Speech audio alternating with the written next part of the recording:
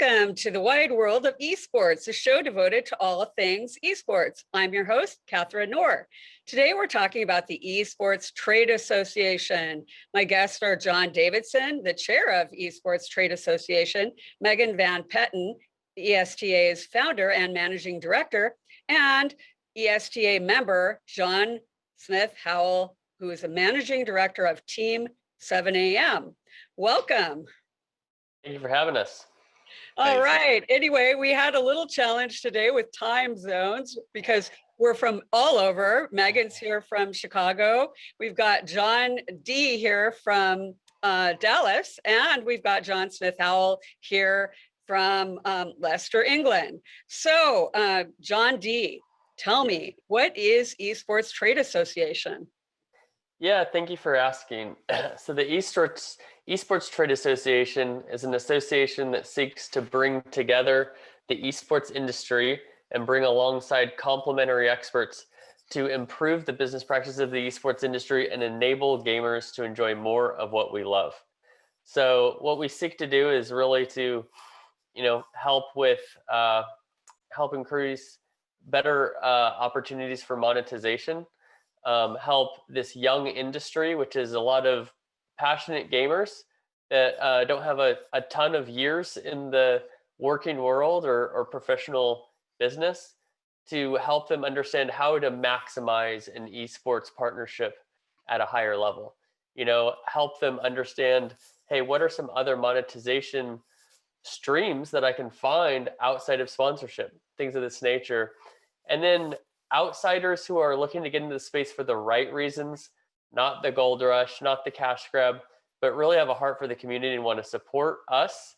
We want to help them find a way into the industry, and we think everybody will benefit as a result. Terrific. And Megan, let me ask you, what is the mission of Esports Trade Association?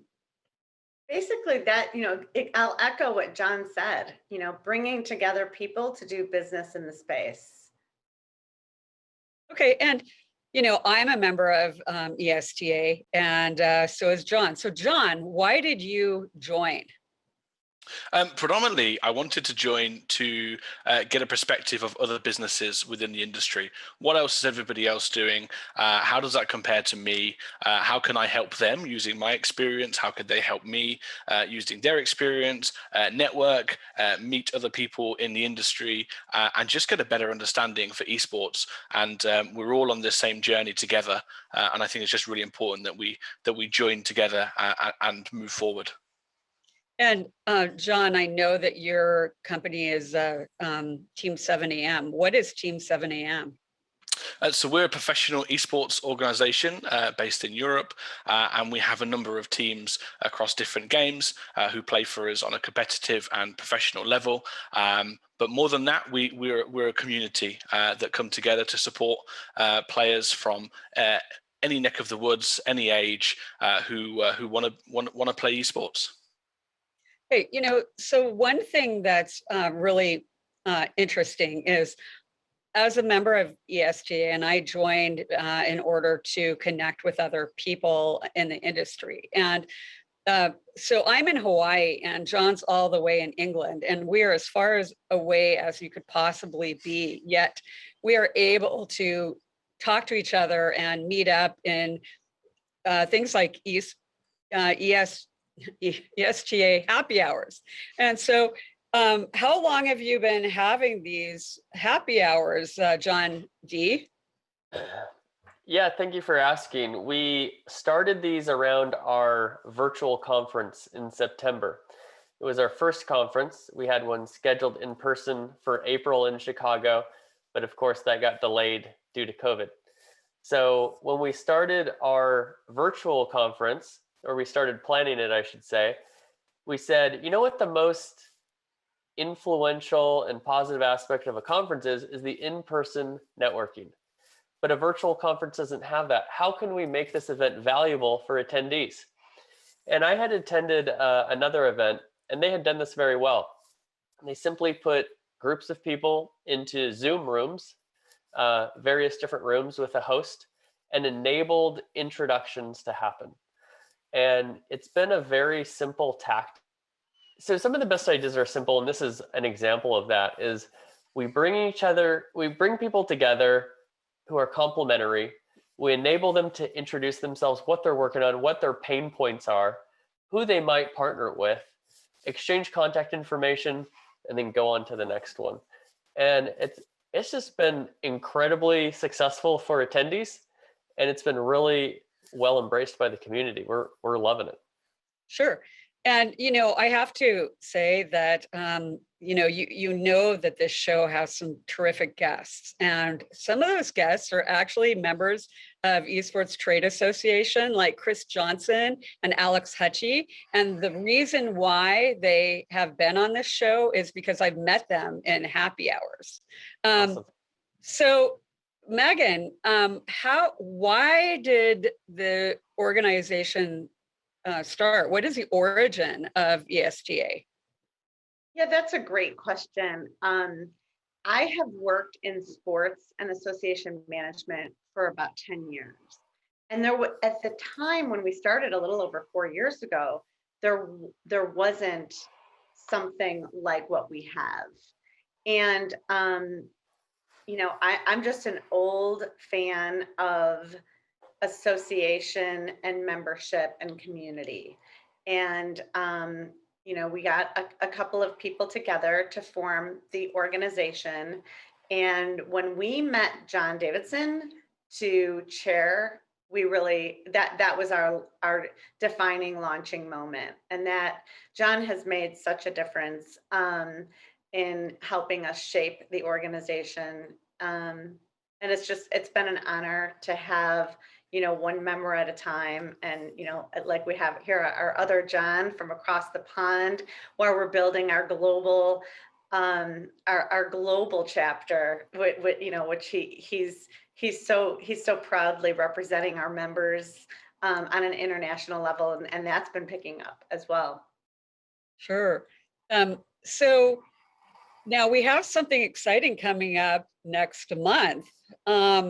John D., why don't you tell me about what's coming up for ESTA in March?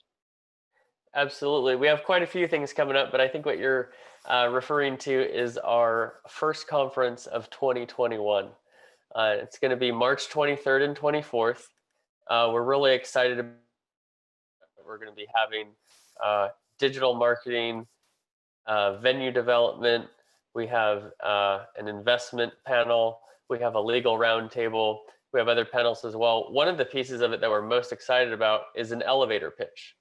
And what this does, it's very beneficial to two different audiences in our community: startups, brands who have new services to debut, and also investors. And so we want to give investors an opportunity to evaluate some great opportunities for investment.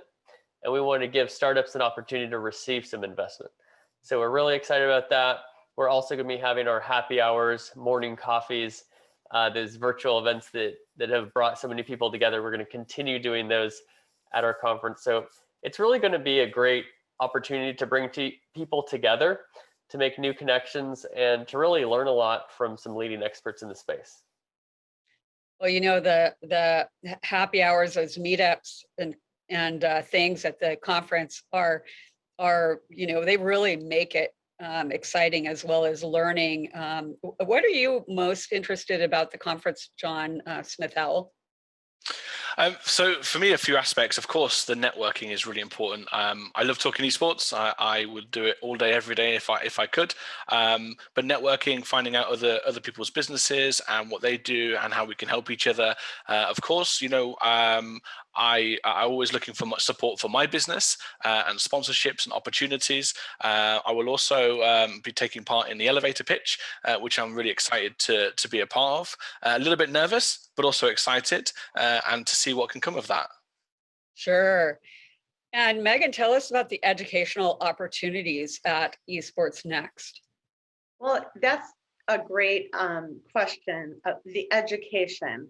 It's been a very important aspect to esports, and a lot of educators just don't know what to do in this space. So we've recently formed the education committee, And we're making a lot of progress there. And you can even tell us what you're representing as part of the education committee, if you'd like.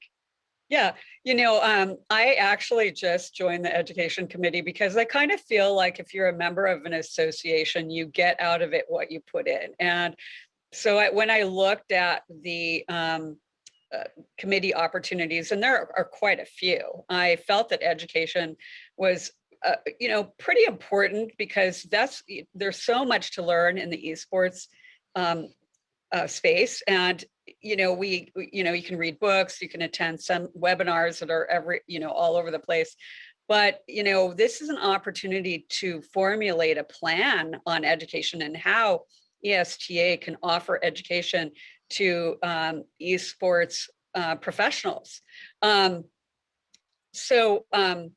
Do you have anything to add on education, John D? Yeah, on education, I think it's I'm not as close to it as you or Megan. I kind of have the umbrella view as the chairman of the total association. But we really want, a lot of people don't understand the first thing that happens that has to do with esports education. And so what we want to do is to bring the right people in who can provide that education, and then bring alongside the right people to learn from those things and provide that platform. So Megan can speak more deeply as to the specific programs that we have going on there, but it's clearly a huge need in the esports space. And, I will say, stay tuned about the STA education, because we have some pretty amazing plans that we're working on. And we might even have to have a follow-up show on our ESTA education, because it is pretty exciting. So besides education and the conference and what we've talked about so far, Megan, are there other benefits to members?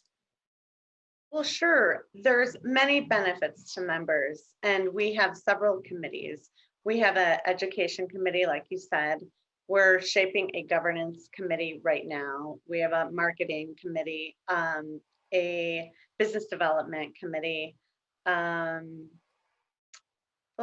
Let's see. Oh, and yeah, this has been one of the most interesting developments. We've been asked, and we survey our members and we ask what they'd like, and you've asked, so we're delivering. We are going to be starting an innovation committee. So that is exciting news, and that's been shaped out of the many applications we've had with people that would like to submit their product or service to the business pitch on March 23rd or March 24th. It's actually day 2 of the conference. Sure. Well, that sounds exciting. So, John Smith-Howell, let me ask you, I understand that you are kind of waiting to attend your first membership meeting. What interests you most in that committee? So for the members committee, for me, I believe I can add value with bringing other members who are in a similar position to myself. And I've met lots of fantastic people through ESTA already, but there isn't too many people who are in a similar position to myself, who either are decision makers or the owners of esports organizations, who have the professional players. And through the 20 years that I've been as part of this industry, I believe I can add value by bringing these members in who will bring in something else, and they will add value, and they will then be able to network and get involved and add value to other people's businesses, and just make us stronger as a trade association. Sure. So, Megan, how did you get involved in being, in the association business? Yeah, thanks. That's a great question. I started in publishing, B2B publishing, and I represented Reed Elsevier out of England, actually, 21 different B2B publications, and one publication of the 21 had a membership model. And I just loved the difference between a customer, a client, and a member. And members are just committed people. We're committed to being part of community and helping each other. And that's one thing that's been really exciting that we're launching right here after the conference is our Esports Trade Association webcast as well. And it's it's Esports Connected, and just being part of a community and helping each other in the same B2B industry is just a passion of mine.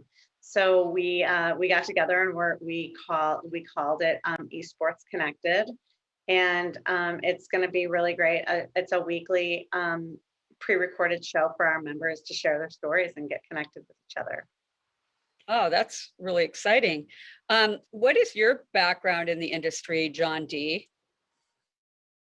Yeah, my background is coming from the agency world, and an agency that happened to support the video game store GameStop, which is the world's largest specialty gaming retailer.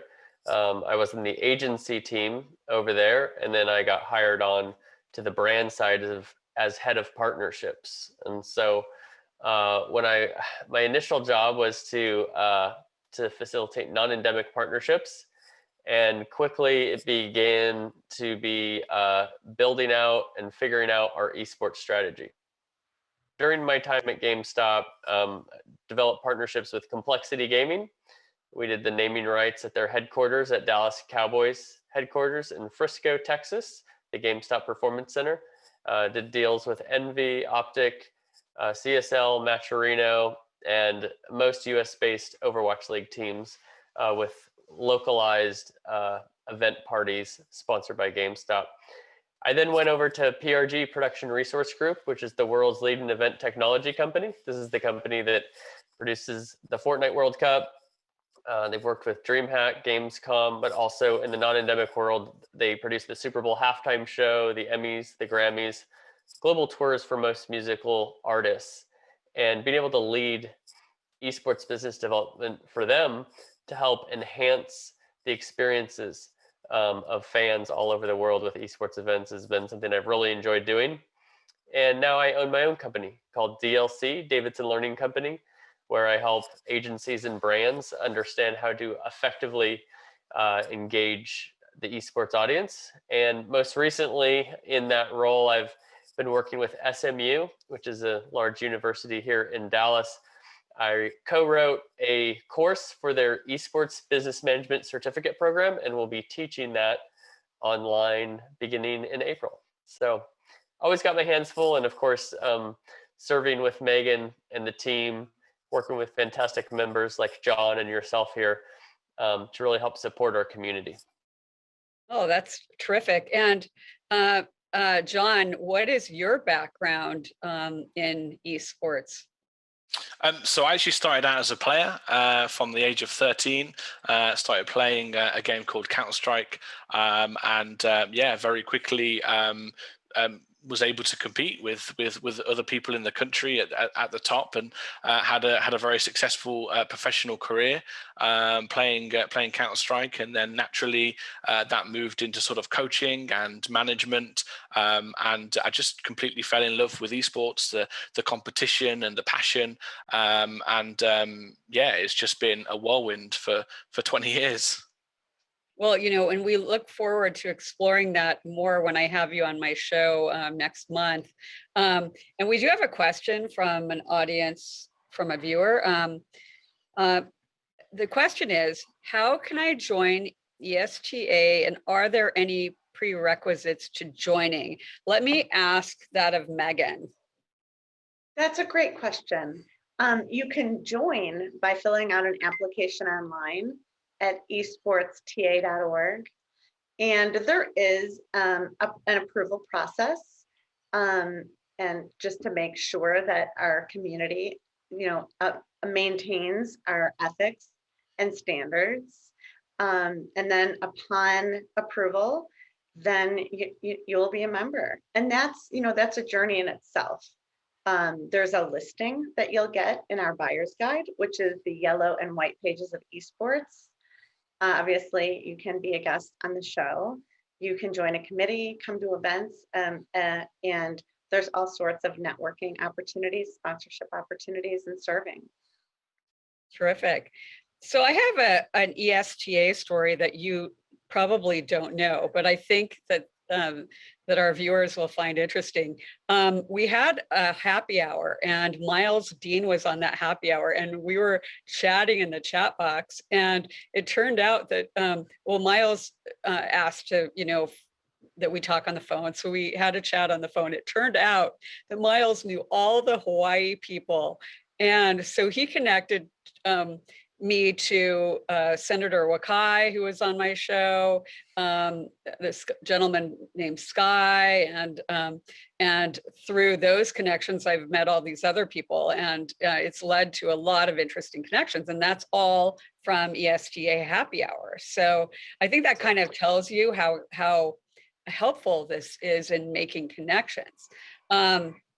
So what do you think the future of esports is, John D? Yeah, are you asking the future of esports or the future of esports? Well, you know what, you can address both, okay? Yeah. Well, I'll say with the future of esports, I really do believe that in-person events are going to come back much more similarly than a lot of people have predicted. I think that because during COVID, there's a lot of people not respecting the restrictions. And I think no one's going to respect restrictions once COVID is over. Mm-hmm. And I think one thing we've learned through 2020 is the need for getting together, in-person interaction. However, what I'm really excited about is all the innovation that has been produced since then. Experiential events, experiential marketing. A lot of brands are buying into digital marketing more and more, as it's been their only option during this time. So I'm really looking forward to seeing technology help enhance experiences funded by the dollars of sponsors and partners. As far as the Esports Trade Association, we're excited to increase membership. We want to increase our programs and continue adding value to the esports community. One thing we really look forward to is getting more localized. When we can get people together, we look forward to different cities getting together in between these national events so that we can continue to support each other in those ways. And now I'll just say this about ESTA as well. Our goal is really just to truly add this value. We want to live the promise, live the mission, and deliver that value. So one way that can help us do that is for you to join and for you to help us deliver that value to your fellow community members as well. I think that the biggest barrier for me in joining was the fact that I had an original perception that this was a Chicago organization. And so I didn't join for quite a while because I noticed that a lot of the activities were in Chicago. But now that we're really reaching, all over the world through Zoom and other platforms, it is definitely more of a global reach. What are your thoughts on that, Megan? Wow, that's so interesting you said that, because when we were forming the organization, so many cities said, it should be in Vegas. And somebody said, it should be in Atlanta. And I said, it doesn't matter where we are. We're going to be global. Esports is global. And, I'm so happy to hear that and that you clarified that. The only thing in Chicago really is our address and, our office. We serve the global market, and we're so honored to do so. Sure. And so John, being in England, what are your thoughts about being a member of an association in the US? Well, for me, like Megan said, esports is global. It doesn't make a difference to me where where those associations sit. I knew from the first time I had a chat with Megan that she wanted this to be a global association. So although predominantly at the minute, most of the members and the networking that I have all sit within the United States, I know as that time continues and goes on that will change. But already I have made some fantastic contacts through ESTA and had some fantastic meetings and been a part of all the webinars and the coffee meetings. So I'm already seeing the value within my business, and we haven't even got into where other people in Europe have joined yet, and that's just be a matter of time. Okay, and so before we say goodbye today, I would ask Megan, why don't you tell us how people can attend the Esports Next Conference? So I would simply visit the website, esportsta.org. And another place where I'm really seeing our community gather is LinkedIn. I think we have over 1,000 registrants on our LinkedIn invite for the conference, which is March 23rd and 24th. And come by. It's a very low cost to entry. Even membership. Our membership starts out as low as $10 a month. It's really a no-brainer to give it a try and help make our community better, one person at a time. Sure. Yeah, I'm looking forward to the conference. I know that I'm going to benefit a lot. And, and I think you make a good point about the LinkedIn connection, because I feel like we have a lot of communication on LinkedIn amongst the members and other people that are just in the industry. But anyway, thank you so much, John, and Megan, for being my guest today. And I look forward to seeing you at our next coffee hours. And we have an education meeting next week, Megan. And, there's so many fun things that we're doing. So thank you so much. Thank you for having us. Thank you. Yeah, thank you. It's a great show, Katharine. You're very welcome. So thank you, viewers, for joining us today. And I thank you to the viewer who sent in the question. Make sure to tune in next week. My guest will be Jordan Trey-Bu of Challengers Uprising. See you then.